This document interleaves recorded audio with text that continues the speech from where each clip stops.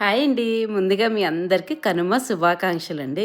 ఇది ఎక్కడ అనుకుంటున్నారా? మేము విజయవాడ నుంచి హైదరాబాద్ వెళ్ళేటప్పుడు సూర్యాపేట దగ్గర 7 డాబా అని వస్తుందండి. అది అందరికీ ఐడియా ఉండే ఉంటుంది. సో, ఏ ఫెస్టివల్ వస్తే ఆ ఫెస్టివల్ థీమ్ తోటి అక్కడ అరేంజ్ చేస్తారనమాట.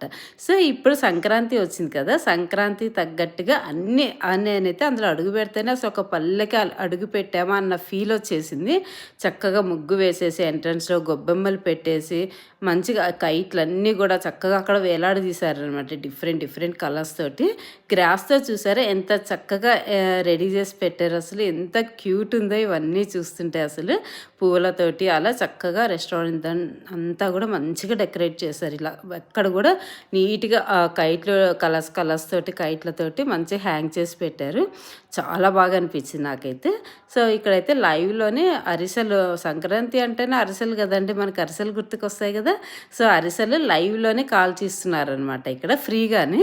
వచ్చిన వాళ్ళందరికీ కూడా ఇస్తున్నారనమాట. అరిసెలైతే ఎంత టేస్ట్ ఉన్నాయో అసలు. చెరుకుగడలు చూసారా అసలు ఎంత చక్కగా డెకరేట్ చేసి పెట్టారో పొడవుగా అసలు. వాటి ఆకులతో పాటు అట్లా పెట్టేటప్పుడు చాలా బాగా అనిపించింది.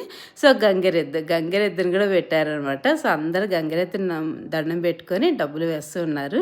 సో, నాకైతే చాలా బాగా అనిపించింది. చెప్పాను కదా ఒక పల్లెకి అడుగు పెట్టానా అనిపించింది నాకైతే. అందులోకి అడుగు పెడతాను ఉయ్యాలు కనిపిస్తే ఊరుకోంగా అక్కడ ఒక 5-10 నిమిషాలు చక్కగా ఉయ్యాలు ఊగేసి అక్కడ ఇవి అరిసెలు ఇస్తున్నారు. వేడివేడిగా లైవ్లో వేస్తున్నారని చెప్పాను కదండి. అరిసెలు కూడా ఒక 2 తినేసి మంచిగా నేను ఆల్మోస్ట్ ఇక్కడైతే ఒక 45 to 1 hour ఇక్కడ ఉండిపోయానండి. నాకు అంత బాగా నచ్చింది వాతావరణం అంతా కూడా అసలు.